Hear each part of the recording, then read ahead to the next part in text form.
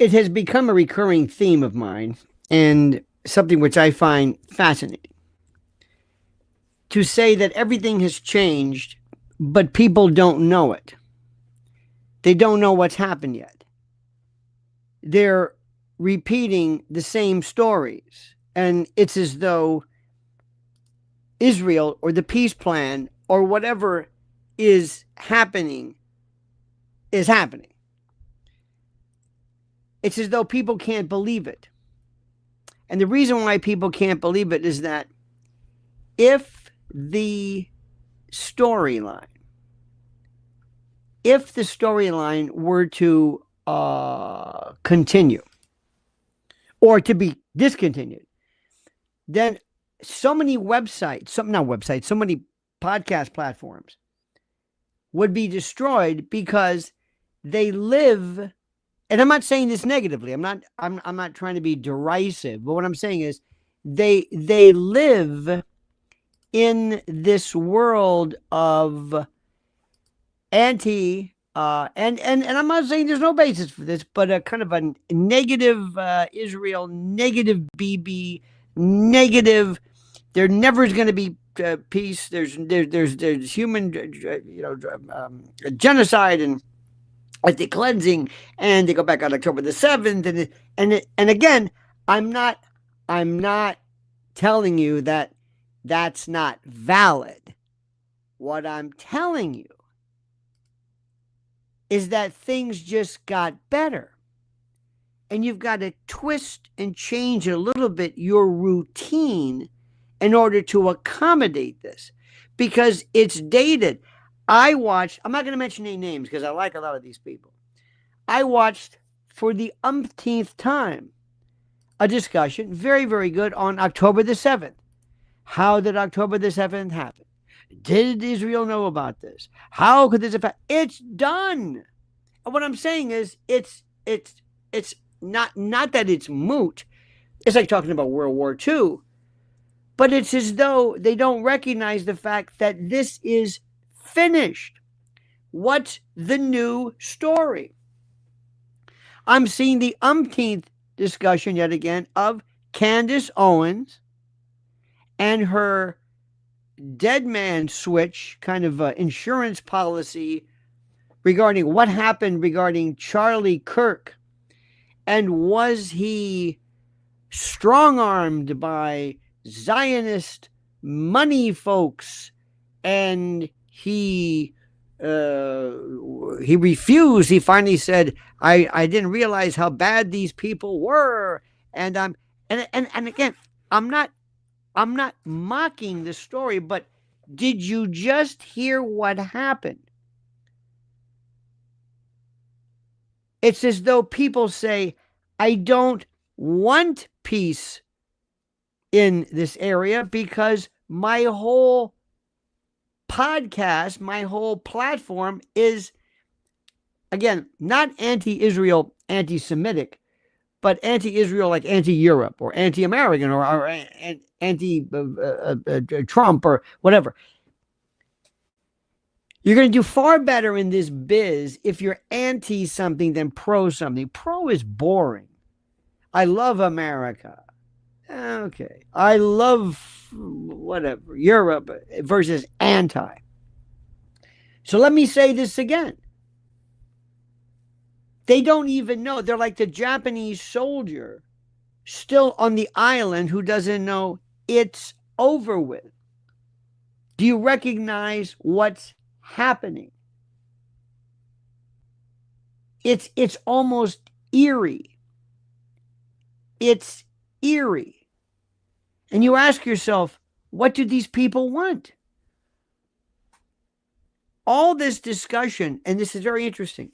Here's my, if there's no war, let's assume that there's a ceasefire. And let's hope there's a ceasefire. Let's hope this ends. I've never seen anything like it. During Vietnam, when people were saying, could this be, are the boys coming home? Are the POWs coming home? Yes. Yes. If we looked at Vietnam, the way a lot of these folks are looking at Israel is like, oh, you can't trust them. Oh, you can't trust the Vietnamese. No, no, no, no. You know, that's what they say. But you can't trust these folks. You can't, no way. I say, wait a minute. Do you want there to be? If there is no, listen to me, if there's no Israel, Palestine, Zionism, Charlie Kirk, go through this. What's Candace Owens going to talk about? Seriously. What's she going to talk about? What? Brigitte Macron again? God, no, that thing, she's moving she's moving away from that. And rightfully so. I'm not saying this to be, yes, she'll find something else to talk about. But when you've invested everything in this message, it's like, are you going to notice anything that's good? You've got pictures of, whether you believe it or not. See, some people say, I don't believe that. That's what Bibi says now. But you know how he is. He's the most horrible. Okay, fine. But you've got Jewish, I shouldn't say Jewish, Israeli or Jewish. I don't know, because maybe some of the hostages were just visiting during this concert. But you've got family members who are elated, who are beyond just effusive and happy and thrilled and hopeful. You've got was it Jan Kunis in Gaza? You've got them dancing and celebrating, and you've got Hamas leaders at the table. You have all of this occurring, and it is the most incredible thing I have ever seen. But yet other people are saying, where does my show go? What do I do if there's no Israel?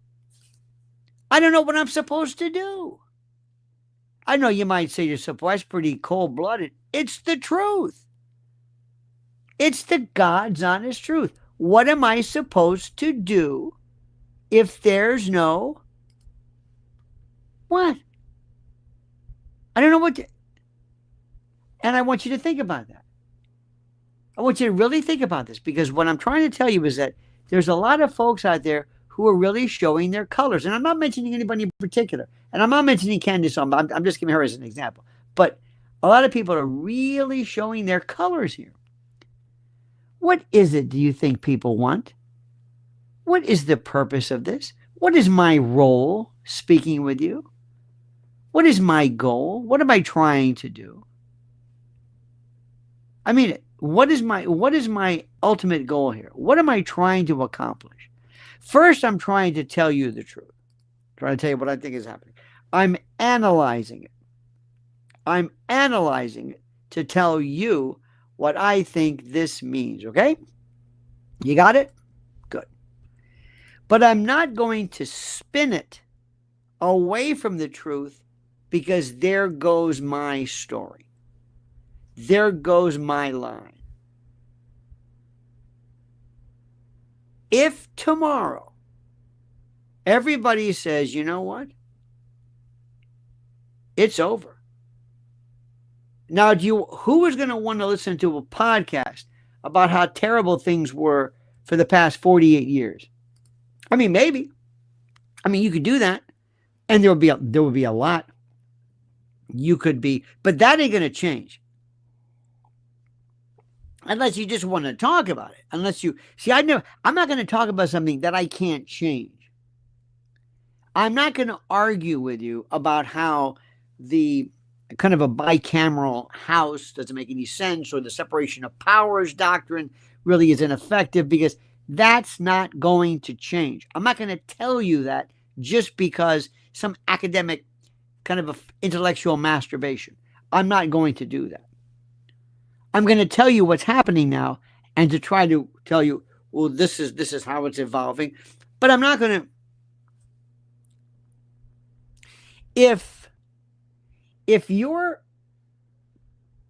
podcast or your platform was anti-vaccine, let's say you're a real anti-vaxxer, And for some crazy reason, assume hypothetically, the CDC, Bobby Kennedy, whatever, decides all of a sudden that they're going to ban vaccines. There's no more vaccines.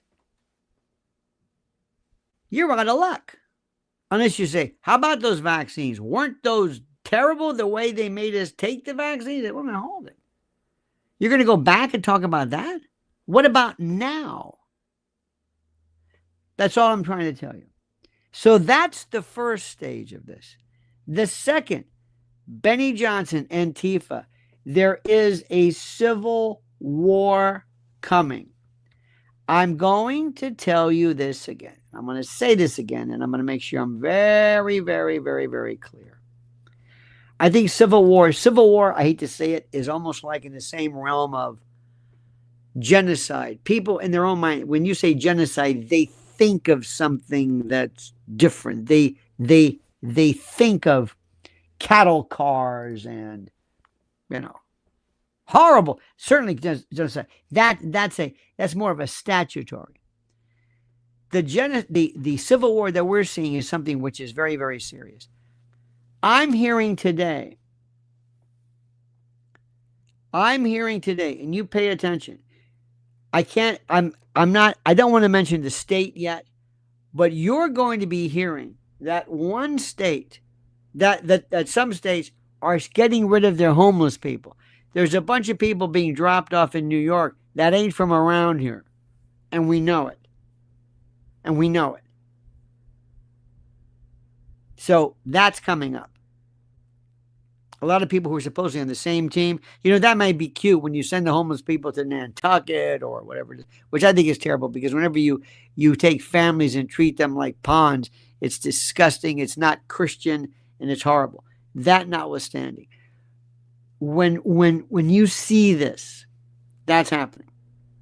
There's going to be civil war in the streets. They're planning this. I remember, who was it? Antifa one time. Max Blumenthal says, Antifa, they make this big deal. Oh, really? Erin Burnett, that clown, she was saying, it's like, the Proud Boys are worse than Antifa. No. Did you hear the testimony? There's going to be civil war in the streets. We're not kidding around. This is not a joke. There's going to be false flags and lockdowns and riots and blackouts and supply chain sabotage. And you're going to see it. And it will eventually go into some type of a race war or a war against immigrants. This is the Podesta plan. Absolutely. They are buckling down. They have tabletop this. This isn't a theory. This isn't again. This is reality. They haven't gone away. And if you think some big strides are made because Letitia James's mortgage fraud is nailed, no, that's nothing. It's not even close. The elites are going to dismantle everything, and it's on schedule. And if you had to go 1 week for whatever reason without food, weather, we have a big nor'easter coming here in New York, Northeast. Tomorrow, Saturday, a nor'easter, this terrible, terrible thing. We're going to have Columbus Day, this anti-indigenous whatever thing. They are gearing up. They are losing in the political particular battlefield. So they're going to take the battlefield to the streets. And they're doing it. They're telling you, we're seeing it.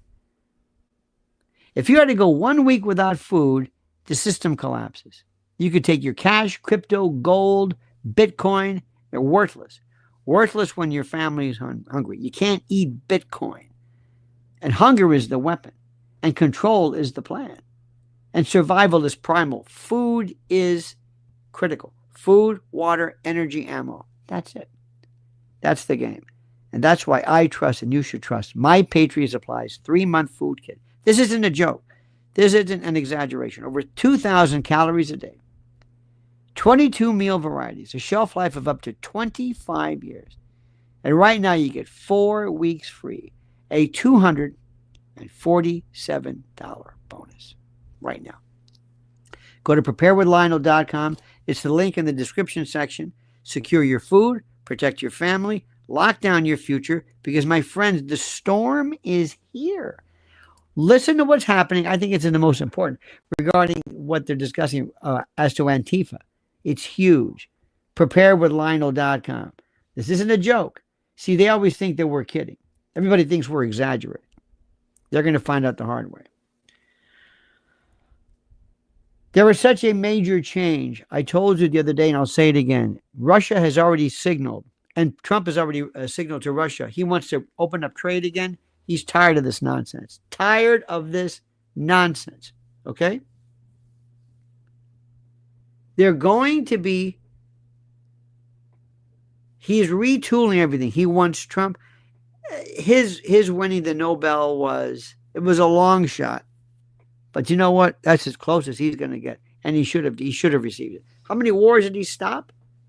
How many? 4? I mean, it's hard to say when a war is a war. But the bottom line is this, my friends. This is serious business. And we're not kidding around. We're not kidding around. This isn't a joke.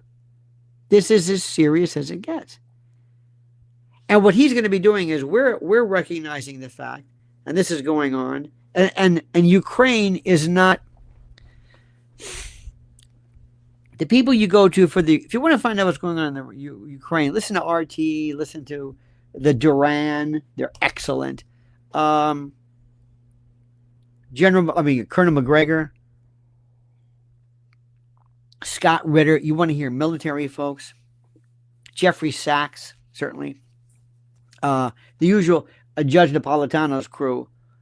But that is winding up. And Trump is telling Ursula von der or whatever, it's over with, honey. It's over. Do you know how big this is? This is the end of NATO. This is the end of NATO. You think they're going to take this city down? I don't think so. What would you do? What would you do if you were with NATO and you said, oh, you want to get rid of us? Okay. All right. What would you do? Let's say you had no morals, no scruples, no whatever. What would you do? What would you do? False flag. False flag or agent provocateur. Provoke it or false flag it. To bring the action. Say, okay, you know what? Good. You want to get rid of this? We're going to stage something. We're going to stage something that looks so good. Wait till you're going to scream. We're going to blame Russia. Watch what we do. Watch what. Well, we're not going to take credit for it, but you'll know it. You'll know it's us when we do it. And you will tip your hat and say, yeah, it was pretty good. That was pretty good. Because we know how this thing works. We know how this thing works. You got that? You got that? So when I talk about stuff coming up, they're not going to take this sitting down. Oh, no. Trump's getting too powerful. It's making too many inroads. And what happens is when you go back, if he really goes and looks at the Antifa locally, this is domestic terrorism. These are shock troops. These are brown shirts. And he goes up that supply food chain and finds out who was directly sponsoring that. This is the Soros organization. This is George. This is Alex Soros. And these other names you haven't heard of. There are people who are funding international revolt. I don't even know how to explain this or focus on this or to bring it to your attention. It's happening. But see, Americans really kind of never really got into this. Because let me explain to you what's happening.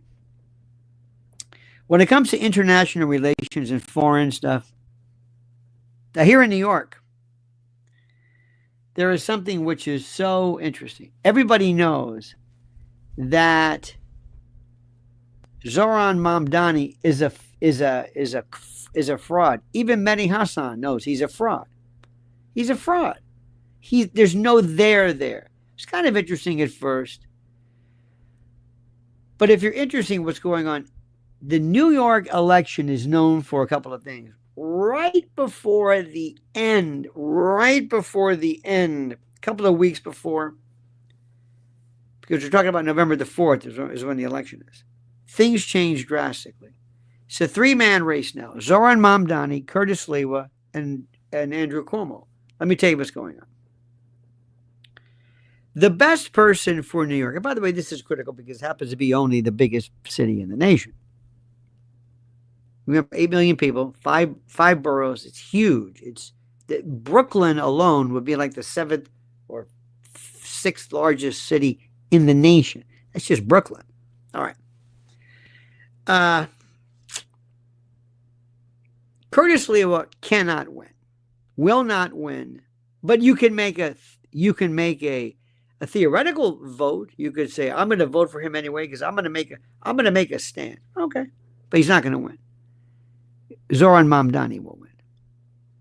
Andrew Cuomo is the most despicable fungus ever, but he is the only person to stop. I will take Andrew Cuomo in a heartbeat over Zoran Mamdani. My goal would be Curtis Lewa. He's not going to win. Can't win. But if you take his votes, if he throws his votes towards Cuomo, actually the second largest group of voters is the uncommitted. I think they're like, I think it was 30% or something of uncommitted. There are people, I don't know how many million. They're just they're out there. I think 3 million people. They're yours for the taking. They're just there. But mathematically, people are saying Curtis Lewa is great. If this were any other city, he'd be the mayor, but he's not. So this morning on WABC, I had this woman call up. Oh, she was screaming and yelling, and I drove her nuts. She said, you've got to stop this. Curtis Lewa is the best choice. I said, you're right. You can't keep telling people because of the polls. Not because of the polls, it's because it's not going to win. He's not going to win. We have some anomalies in the old days. Rudy Giuliani was the mayor of New York. He's a Republican, but he lost against Dinkins. After Crown Heights, all this, it was a disaster. New York was ready for a move, and Staten Island, if I recall correctly. This is the most important thing to remember. But if you look at the history of how this thing works, how do I say this?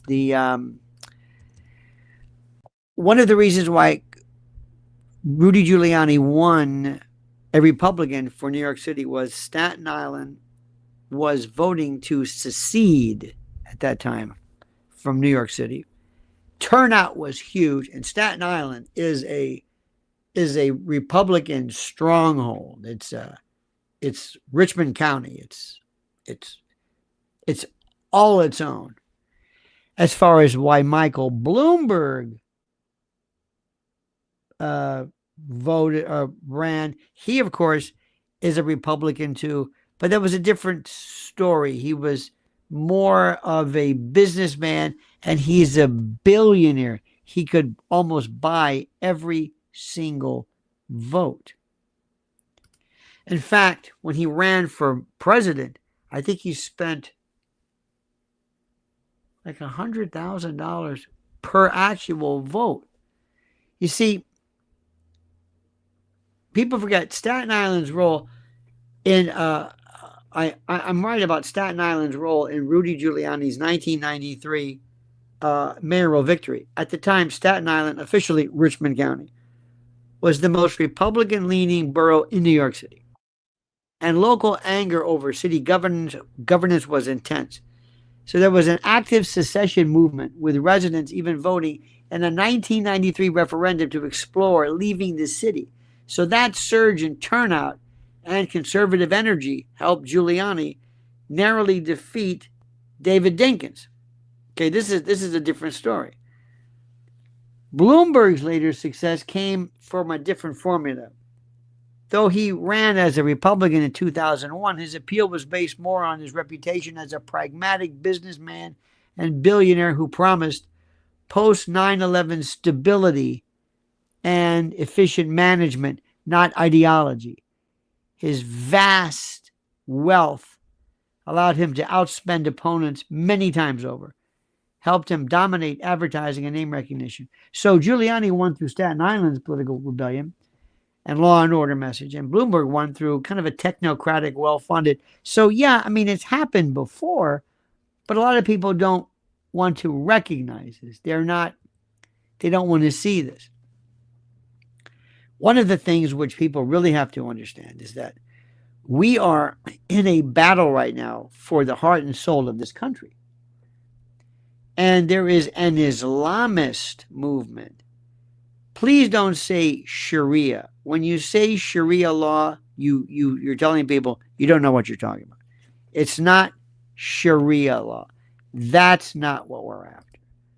Sharia law is not it. People have this idea that Sharia law means cutting people's hands off or women can't wear. No, that's not it. It's not it. It's more about how disputes are settled. In Jewish enclaves in New York, in the Hasidic and the Orthodox and the Lubavitchers, there are almost like Talmudic tribunals or something. But it's not this idea of we're going to pass this law. What they're doing is they're taking over. They're running city councils and board of supervisors and police chiefs and mayors. That's what they're doing. See, Americans they'll jump on a word like, for example, communist. He's a communist. They don't know what communism is. Nobody's a communist. Nobody's a communist. Nobody's a red. Nobody's a Marxist. Nobody. But they swear by this. They swear by this because they really don't know anything, and they respond very viscerally. Our elections are visceral, and most people don't really read, don't really do anything, but they respond negatively. So going back to what I said initially, I look at what's happening right now and I'm thinking, do you know what will happen if all of a sudden there is, I hate to say it, a good faith attempt? If the world says, excuse me, Israel seems to be doing Bibi's doing well, he's doing what he said he would. It's not perfect. It's not going to be perfect, but yep, there's a ceasefire, all right. It's a mess. These folks would say, well, can I keep talking about the mess? Why are you doing that? Let's move forward. Now, the other issue is what happens to AIPAC? There are people who, if you got rid of vaccines, like Bobby Kennedy, I don't know where he is. Now he's saying circumcision is linked to circumcision and Tylenol. I don't know what the hell the guy's talking about, but in any event, it's fascinating to see where this is going to go later on. It's fascinating to see where this is going to go on, because what happens if there's no AIPAC? Or what happens if there's no, aid to Israel? Let me tell you something. I'll talk about this in a moment. There are people who are saying we're wasting so much money. They don't even talk about Ukraine, but the money that we're spending to Israel. Okay. I'm not going to argue the point. America first. Money should stay here. Israel, Ukraine. I don't know what we're doing this, especially now if there's no more war, and if Afghanistan and if the Hamas thing has been eliminated. What are we talking about? What's the point of what we're doing? All right. Let me tell you something that is a waste of time. I'm going to bring this to your attention, but nobody even cares about this. This is all today. Spent much of her day, if not all of her day, excuse me, downtown at an event put on by the Archwell Foundation. Prince Harry, Meghan Markle, and one of the best, she was gone all day, one of the best symposia conferences on digital safety in children. The biggest the biggest contaminant, the biggest threat, the biggest organized threat to the sanctity, the smooth function and focus of this country is big tech. Big tech, Silicon Valley.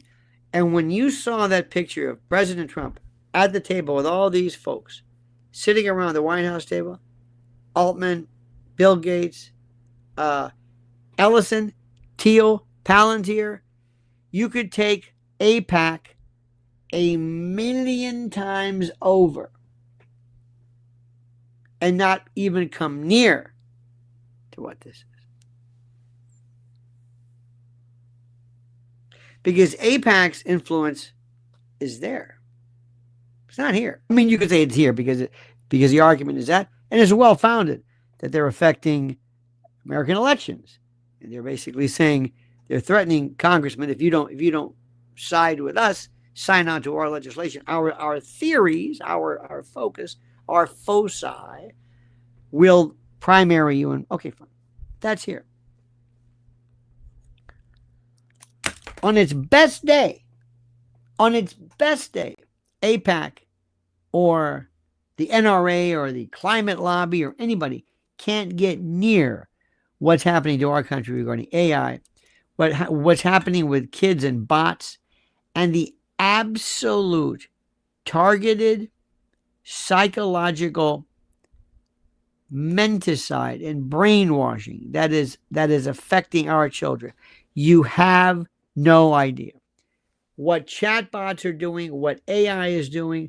They are taking kids at the age of, when does this begin? From birth to, well, not from birth, but to their moment of sense of the time they can hold an iPhone or anything. They're having their personalities robbed. And the number of kids with autism on the rise because of circumcision, mind you, and Tylenol. I don't know where Bobby went with this. I really don't know. Bobby, are you going to have you just dropped vaccines? Apparently so. Somebody got to Bobby.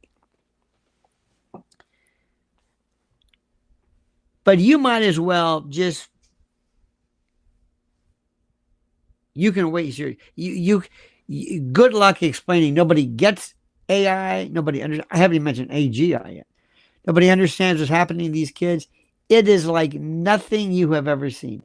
There are kids so wrapped up in this AI world, especially those on the spectrum. Remember, more autism, more kids walking around, more stimming, more neurodivergent folks who, listen to what I'm saying, never get out of the world created in this chatbot pretend fantasy world. Try explaining that to Joe Sixpack.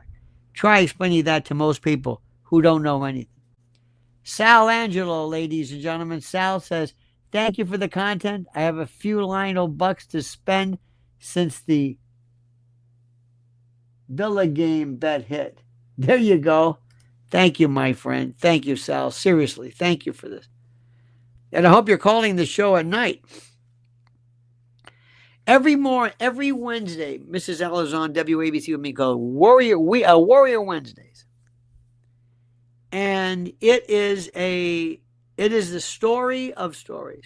You can take Gaza, Philadelphia Corridor, any of this stuff, Hamas, Hezbollah, the Houthis, anything, Darfur, Israel, Turkey, Ukraine, put all of that over here, and nothing, Sal, nothing compares to what's happening to our children in this country. Nothing. There is a war in this country, in addition to our culture, our habits, our traditions, our speech, our language, our habits, our practices, all of that. And there is a war on little boys. You have no idea.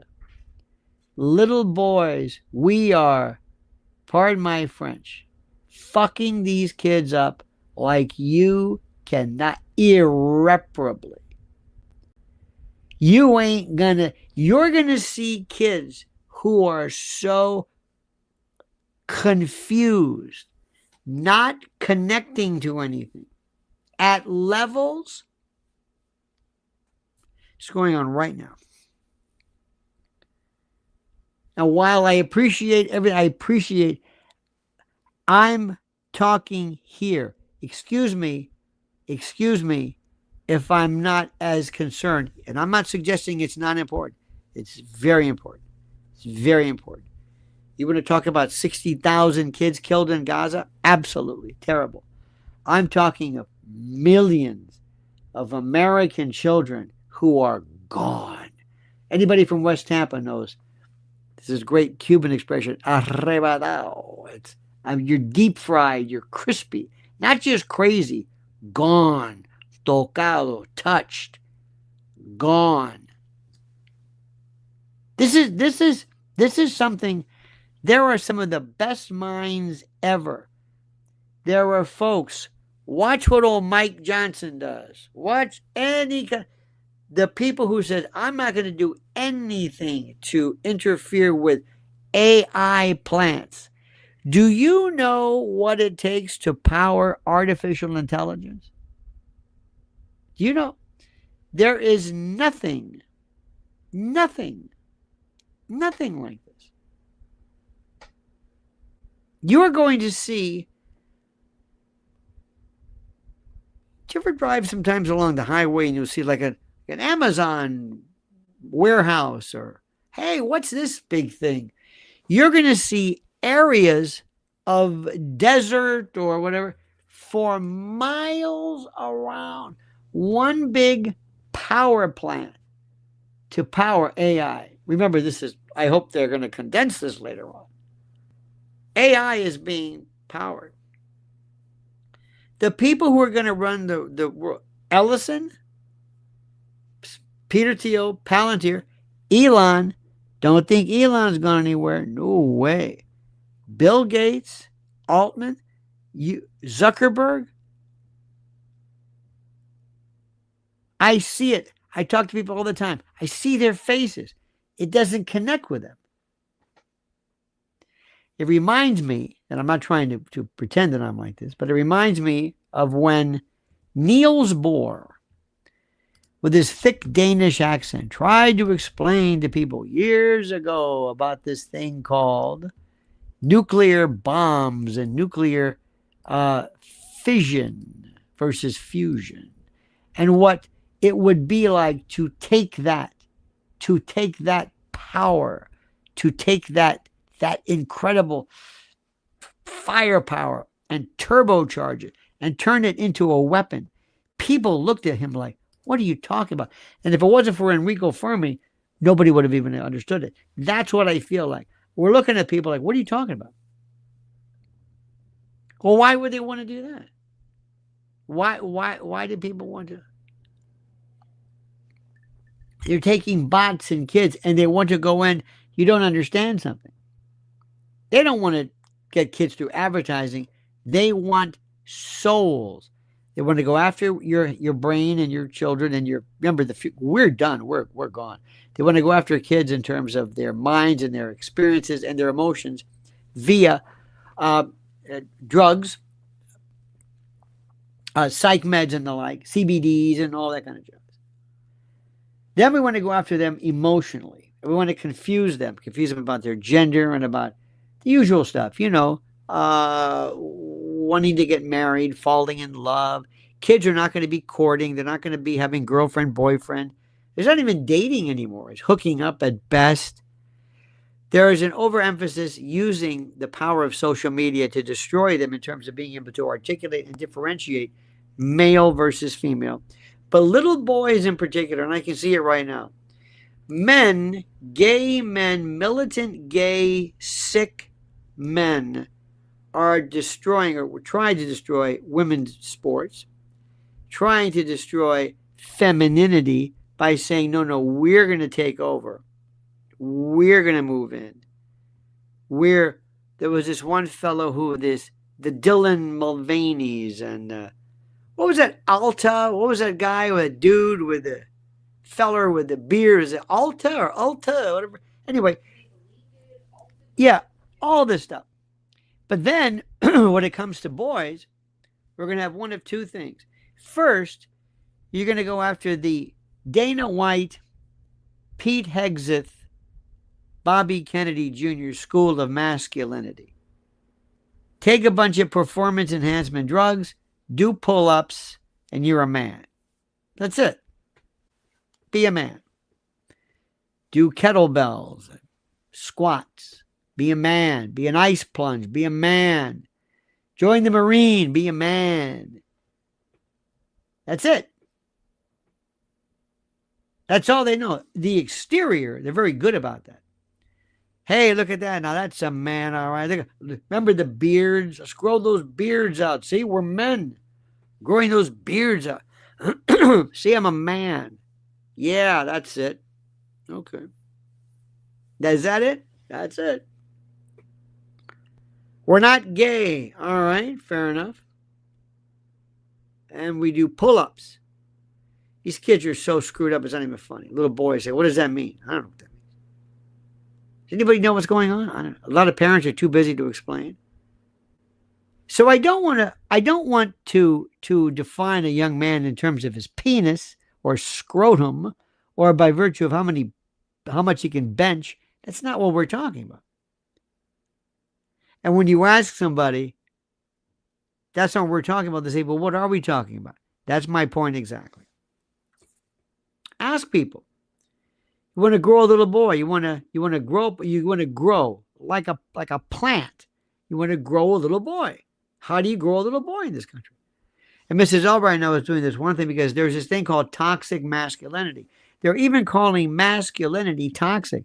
And they're using things like mansplaining, man-spreading, as though being a male is boorish, it's hyper-violent, it's not compassionate. I don't know what it is. They're trying to toxify, dare I say, being a man. And the ones who are coming around is Pete Hegseth acting like he's in a locker room, snapping towels, doing chest bumps and doing push-ups, basically to show you, look what I can do. Now, if you think that's good, God bless you. I don't. That's stupid. You know who a man was? George Marshall, Patton, Dwight Eisenhower. You want to talk about Omar Bradley, Hap Arnold, Doolittle,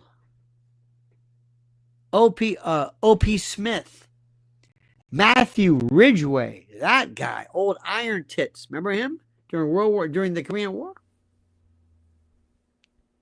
These guys couldn't run half a block. Those were men. We don't even know what it is. We're so contaminated with this. We put women, they either look like Trump, sluts, slatterns, or some kind of, I don't know what it is, or they would look like that Dan Bilzerian or something. That's the idea. I heard Dana White was talking about, I get up and do an ice plunge. That's great, Dana. I do an ice plunge, I do kettlebells, and I do my red light, and I eat raw meat. I'm into keto, and I'm into fat, and I'm a man. And I go into the gym, and I sweat with other men, and we beat the hell out of each other, or try to, or I can show you. And basically, I like to roll around on the floor with a bunch of men and stick my head between their legs it's a scissor move. Okay.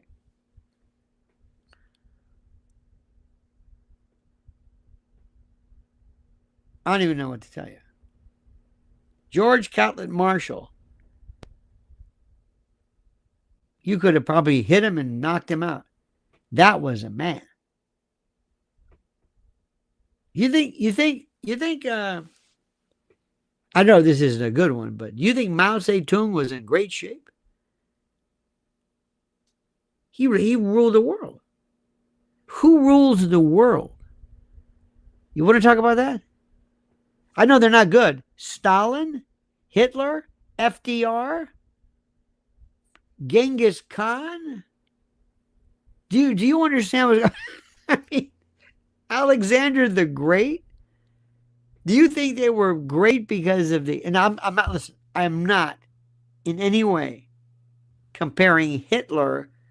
What I'm saying is, when somebody can take over the world, negatively, mind you, somebody who can run... I mean, when you had... Who was the guy who was Stalin's... Oh, my God. The general was like this. God. Curtis LeMay, Sherman, U.S. Grant. You want to talk about these people? And they were all kind of like crazy in their real life. Sherman basically was a basket case. He was. I mean, they could have probably committed him. Where do we put our sense of great? And they say, here comes Trump. Now, Trump is terrific. Trump has no comparison to anything. I don't even know how to compare him. It's just what I think.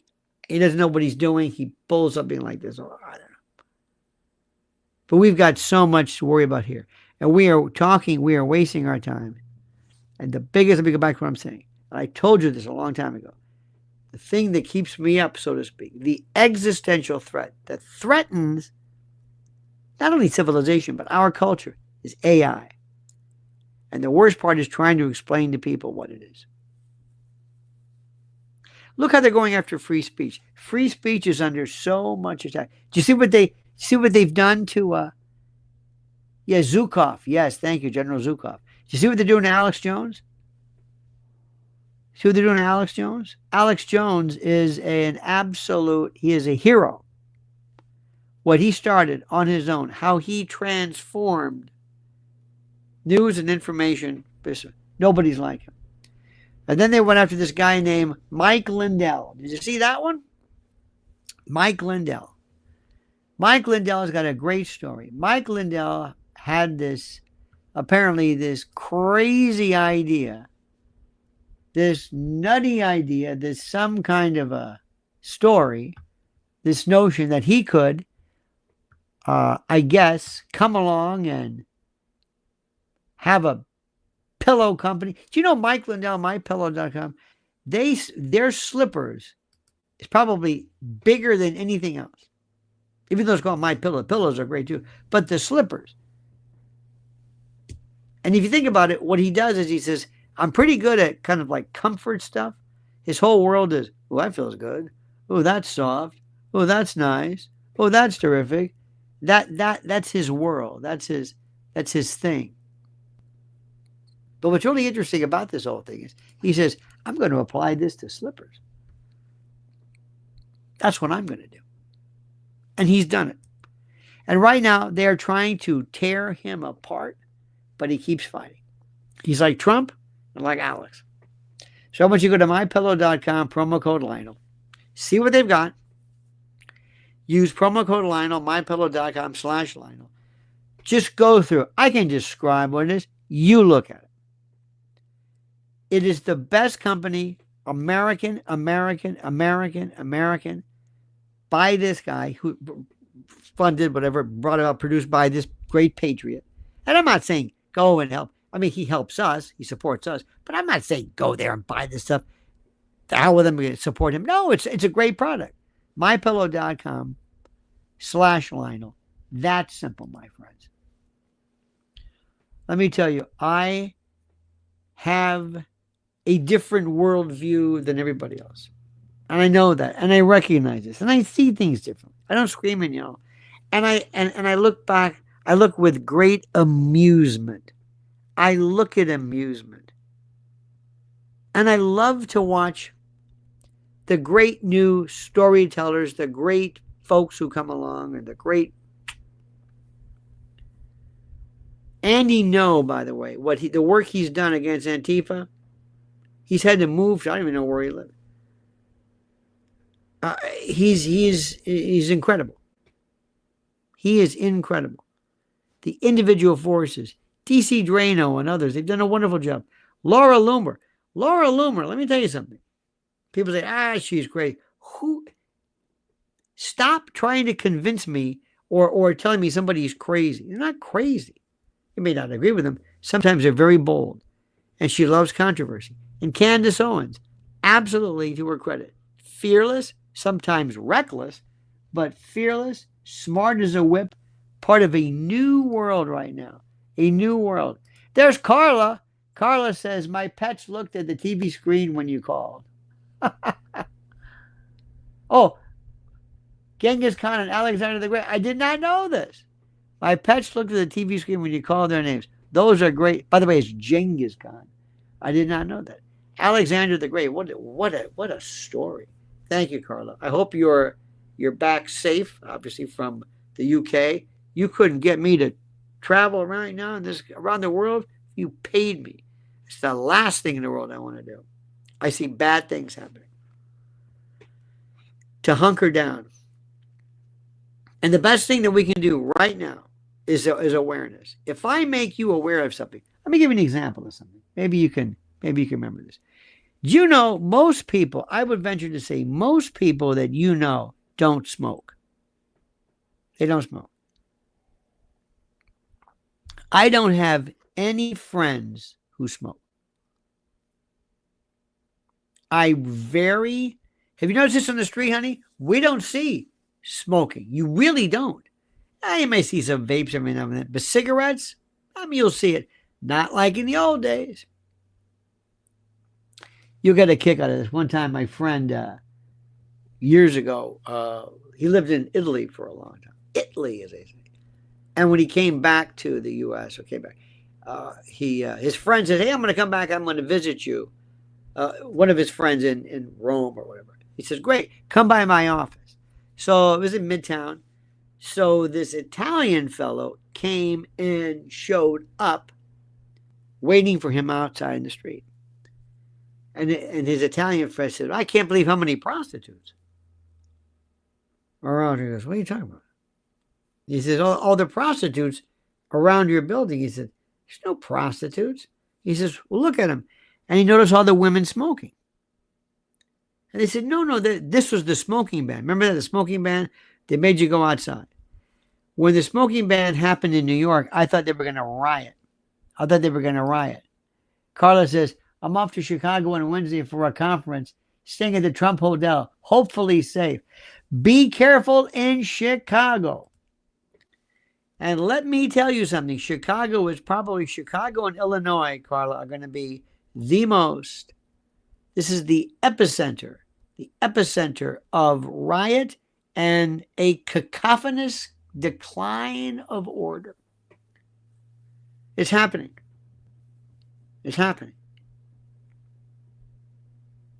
Pritzker and these people. See, I want to focus right here. That's what I'm saying. Listen, God bless you, Bibi, Israel, thank you. God bless you, Ukraine. Have a nice day. Be safe. Be well. I'm living here. I'm working here. I'm not saying that you're not. I'm working here. Trump has got to go in and absolutely deluge them. You know, it's so funny. My friend, who is a physician, always says, you know, when you start an antibiotic, and I'm not telling you what to do, but he says, whenever you take an antibiotic round, he says, start off like with double the dose when you first take it, and then we start off hard, and then he's got to go in and overwhelm them. He's got to use the Insurrection Act. He's got to go in and kick the living shit out of Pritzker and what's his name with the goatee, the Chicago mayor. Be done with this. They say, I'm going to overwhelm you. I'm going to show you what I'm going to do. I'm going to show you. And we can do it. Absolutely, positively. To dismantle Antifa is to go to the subterranean. Let me give you an example. I hate sometimes, well, I love medical analogies. And I've told you before, my favorite still is fecal transplant. Fecal transplantation is one of the best analogies of how something seemingly crazy saves lives.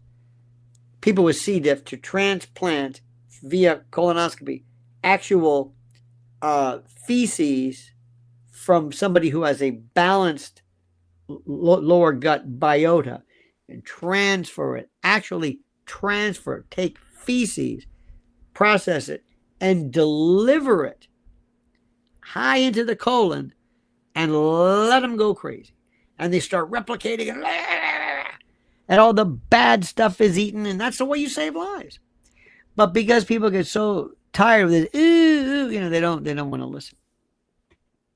You know what happens, ladies, if you hit a hard dose of antibiotics? Good bacteria, lactobacillus, killed off. What comes up? Monilla, candida, yeast infections. Why? Because you affected that balance. Whenever you affect the balance, the bad stuff rises up. That's what law and order is.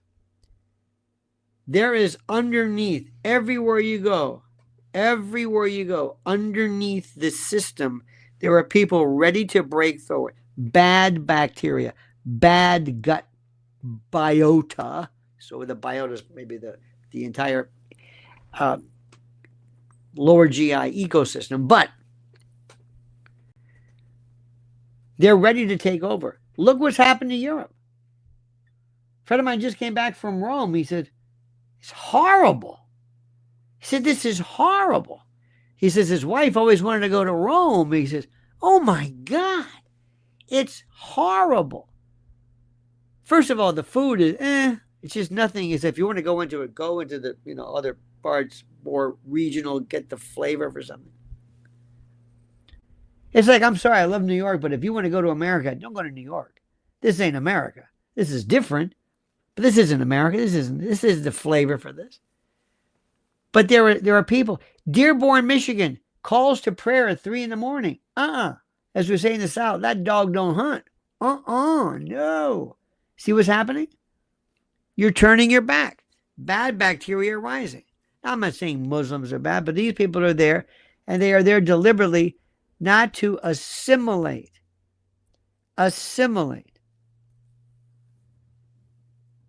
We have a wonderful Brazilian contingent here in New York. We have Little Brazil. Wonderful people that bring the culture and the food. We also love these radicios, and we have this churrascaria plataforma and all these Argentinian and Brazilian and all this stuff. But they don't want to come in and take over everything. They don't want to force Portuguese as the official language. No, they assimilate. They work in, they blend.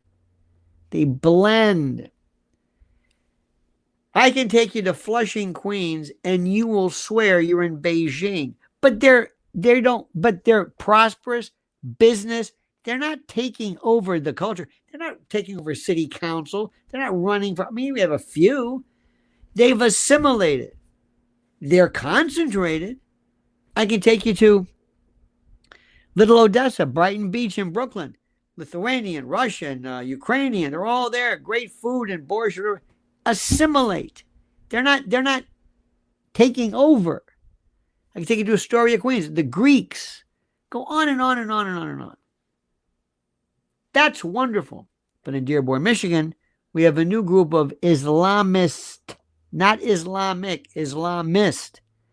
And nobody's got the guts or the balls or the backbone to say it. Well, I'm saying it.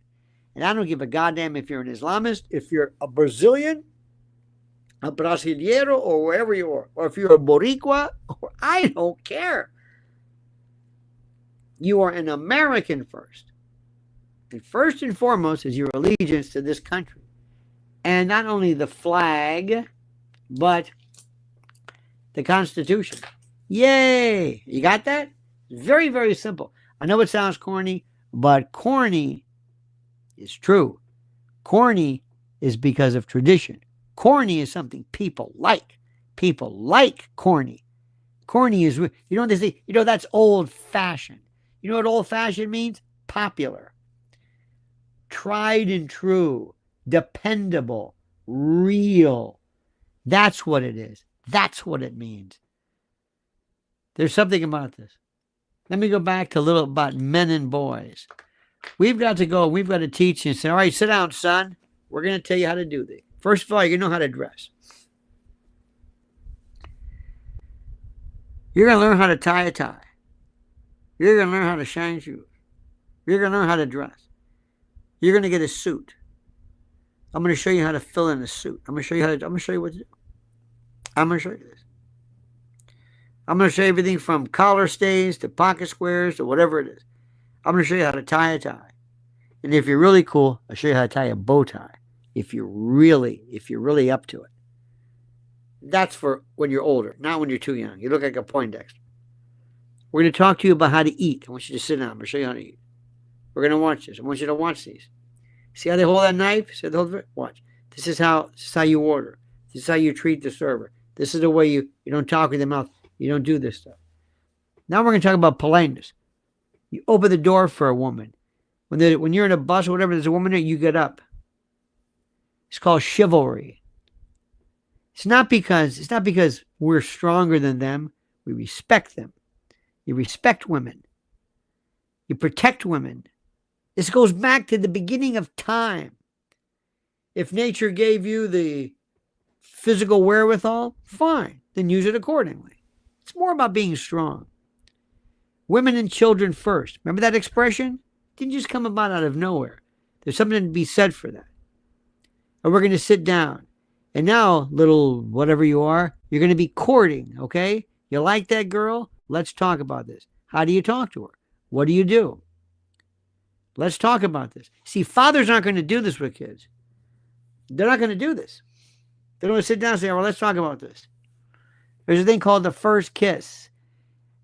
If you're watching some kind of porn and you think somehow in the throes of this that it's cool, or you may not even know any better, to slap somebody or choke a woman, this is barbaric. This is not the way it's done. This is not the way it's done. We live in a world right now where women, in particular, they always say, they use words like lost their virginity. It's a cultural theme. They lost their virginity. And you are not going to be a part of some hell story, some psychological hellscape that you created because you watched some stupid movie, you didn't even, or tape or whatever it was, and you didn't know any better. You're not going to do this. Number two, take it easy. Or 3 or 4 or 5, whatever I forget my numbers. You're in no hurry. Sex is serious. This isn't a joke. This isn't a joke. You watch that crap, yeah. They want you to think this is like, pink hair or something. Sit down. We're going to talk about this. I guarantee you there's never been a father in the world who's ever talked to a kid like that. And maybe, in the old days, maybe you didn't have to because it was a different time, but you got to do this. You got to explain everything to them. You got to explain this. And by the way, little Timmy, tell me whatever. If you really like somebody, if you want, you know what you do? You're going to be a gentleman. And we're going to teach you what that is. You're going to be a gentleman. That's a man. Not how many pull-ups you do. That's not what it's about. We're going to show you how to do this. And by the way, you can be a man and be gay. I know nobody wants to say that, but it has nothing to do with sexuality. It has something to do with being respect. You're going to be a mature member of society. You're going to be an attribute, or not attribute. You're going to be a benefit to society. You're going to be a testament. You're going to be an absolute. You're going to be an asset to society. That's what you're going to do. That's it. And you're going to be literate. And you're going to speak. And you're going to know when not to curse in front of women. And I'm going to pound this in. And you're going to say, yes, sir, and no, ma'am. Or yes, ma'am, or whatever it is. You don't know. Have you ever seen this? You ever had a kid ever tell you, yes, sir? You think, who the hell is this? Oh, my God. Who is that? That's my son. Well, nice to meet you, little Sal. Sal Angelo, is that it? You're the pizza guy, aren't you? Nice to know you. Wow. That's your son? That's my son. Wow. See what I just did? I just showed you how to get your first wow. And life is about getting a wow. Because if you really want to get ahead, people have to respect you. They have to like you. And it's very simple. It's simple. And you get addicted to it. You go, I like that. Do it again. See that lady? Open up the door for her. See that look you got? Well, thank you, young man. See that? That was free. That's a man. That's an adult. That's a contributor to society. Not some boorish, churlish ruffian, some rusticator, some hayseed, some coprolalic Billingsgator, some chuff. That's a great one. You know, you're a churl, you're a buffoon, a jadrul, a chidrulo. You're not going to be like that. Let them be like that. Oh, we could change the world. But that means knowing what's going on. And I'm going to go one step further. If you have a kid, you better understand something. Parents will make their homes, kid-proof. That's great, right? Kid-proof. Wonderful. They're going to say, make sure that the plugs aren't, okay, fine. Got to make it kid-proof. Huh?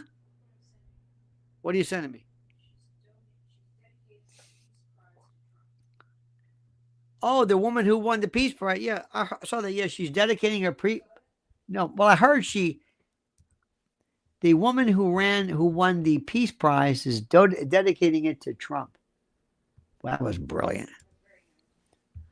Yep. That's what we're about, my friends.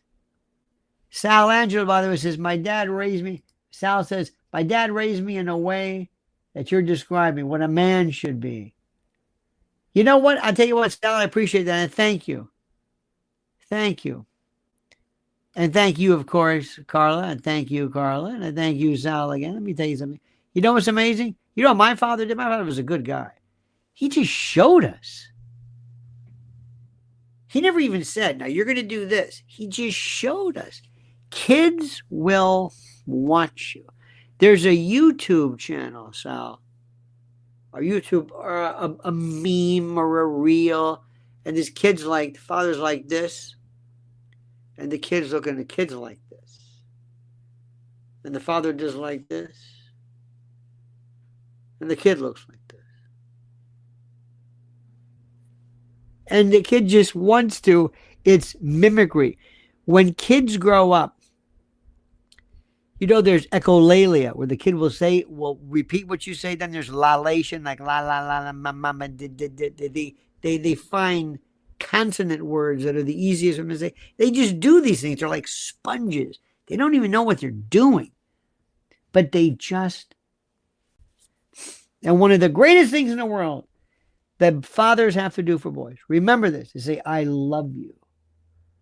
I love you. Oh, I cannot tell you. I'm 67, and the number of my friends, who say their father never told them I love you. My father said that all the time. It was like our middle name. You said hello, how are you? Go on the phone. It meant something. It meant so much to think about that. Your father could be sitting there saying, this guy he's on the couch. I love you. Think about it. It's those magic words. And it's not that usual. It's like, I love the Yankees. I love, Bialys. I love, Chardonnay. No. It's a simple concept. It's simple. And when you see a mom and a dad, and by the way, don't kid yourself. Sometimes there are there are parents who are divorced, but the mom and dad respect each other. They don't talk bad about each other. They may not live together. Let me tell you something. Kids are very, very, very, very fluid and pliable. There are kids who have parents who are, one father's in the military, or one father's in the, they don't see their dad a lot, or mom. You know what I mean? It's just, there are variations of this. But the undergirding, the notion of love is the most important. Kids are very pliable, very malleable, very adaptable, very plastic and elastic. big difference. You know, plastic you can bend, but elastic snaps back. It's a different story. That's very, very important. And I also want to say something, which is very important too. And remember, this is simple. I'm not talking about I love you. Fathers to daughters. Oh, we'll talk about that one day. Oh my God. That's for another one completely. Completely. We have a friend of the family, and they just found out that they're going to have a little girl. And the father doesn't really, you could tell, like, sometimes fathers will say, like, oh, I mean, nobody will say that, because, I kind of wanted a boy. And they just say that. They say that because they think they do. And they do, and the boys are great. And he doesn't know how much fun he's going to have with a girl. Because it's like, they're smarter, and they are more, it's your duty. See, I don't know what's worse. Let me ask you this. What's worse? If a father screws up with their son or screws up with their daughter? I don't know. It's a weird balance. It's a homeostasis. I don't know. It's screwing up is, remember, because people are really, really, there are people who say, I know one case where there was it's very interesting. Dynamics, big families. Big families are a weird dynamic. Very strange. Because sometimes, like, I know a lot of Irish people in New York. And one guy, I think, was like, if I told you like 13, 14, 15, I mean, you say this, it sounds crazy. And these are families who they are, you know. And I never understood. I think there's something, there's not, they said, well, they're Irish. I was like, well, but anyway. Well, you know what's bad when you say, what are you? I'm number 5. Oh, you're number 5. And then you see this weird kind of a strange, you see like this, like the oldest could almost be old enough to be the parent of the youngest. It's weird. And then, you know, and listen, I'm not going to tell you one way or the other. That's another dynamic. How do I fit in? What do I do? And I know one case where this one was kind of a big family, and the youngest or the penultimate basically hated their mother. But then deep down inside said, yeah, but I loved her. It's the way it goes. And she showed a resilience. I mean, she hated her, but yet said, but look, you know, people are so strange. You never know what's bad. Anyway, I don't want to go off of that. I hate when people act like experts. We got to really seriously think about how this, and I think boys need mentors. But let me tell you something. I'm going to say something to you right now. And I'm not telling you what to do. I'm telling you the way I think. You will never get me near any kind of voluntary program, coaching, or being with kids. No. Sorry. Kids are one thing. Yours are one thing. Not them. There are kids who are so savvy who say, you know, if you tell somebody that coach such and such exposed himself or said something funny or used the N word or whatever, you're done. And there are these predatory kids, just like there are predatory women out there. Oh my God. Predatory women. Don't get me started with that. Don't get me started. So anyway, I want you to make sure you tune in to Mrs. L. She's got a great, I don't want to get ahead of the game, but she said that, didn't you say that Prince Harry was very likable? Everybody loved this guy.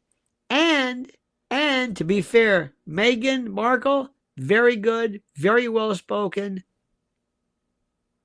Everybody just loves to hate her. You know what I mean? I don't have no beef. But she could have handled things. But anyway, what do I care about that? But there are moves, there are people out there. There are legions of folk, including Mrs. L, with Lynn's Warriors. Don't forget, You better go to Lynn's Warriors. That's what I'm saying. Go to YouTube and follow her. It's like she's talked to more people than you could imagine. Anyway. So forgive me if I don't go crazy over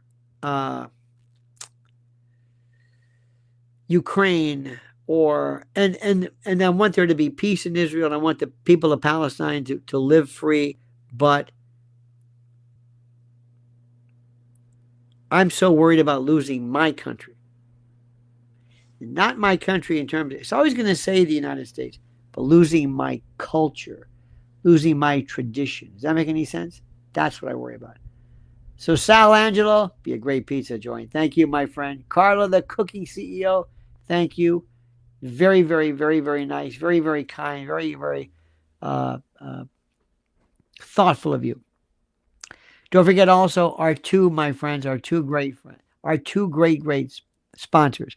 MyPillow.com, promo code Lionel, the great, the one, the only, the inimitable, the ineffable Mike Lindell, and preparewithlionel.com with your 4-week emergency food kit they'll throw in. And just spend some time, by the way, going through all the neat stuff that people are talking about.